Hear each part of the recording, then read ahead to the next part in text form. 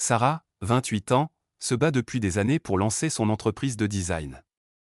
Elle enchaîne les nuits blanches, les refus, les humiliations. Son seul soutien. Julien, son meilleur ami d'enfance un soir, miracle, un grand investisseur accepte de la rencontrer. Sarah est euphorique, elle en parle à Julien, les larmes aux yeux, tu vois, ça y est, notre moment arrive. Julien sourit, mais ses yeux disent autre chose. Le lendemain, Sarah se rend à la réunion, mais en entrant dans la salle, son sang se glace. Julien est déjà là. Costume impeccable, ordinateur ouvert. Et il présente son projet, ses idées, ses maquettes, à la perfection. Elle reste figée. Personne ne remarque sa présence.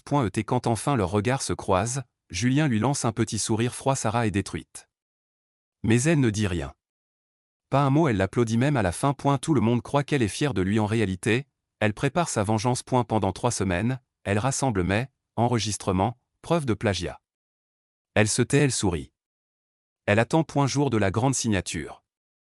Salle pleine, journalistes, caméra, investisseurs. Julien s'avance, sûr de lui, il prend la plume pour signer le contrat de sa vie. Mais Sarah monte sur scène. Avant de signer, je crois qu'il y a une vérité que vous devez connaître. La salle retient son souffle. Sarah projette alors sur l'écran géant tous les toutes les preuves que Julien a volé son projet. Le client se lève, furieux, les journalistes crient. Julien blêmit, il tremble. Julien perd tout.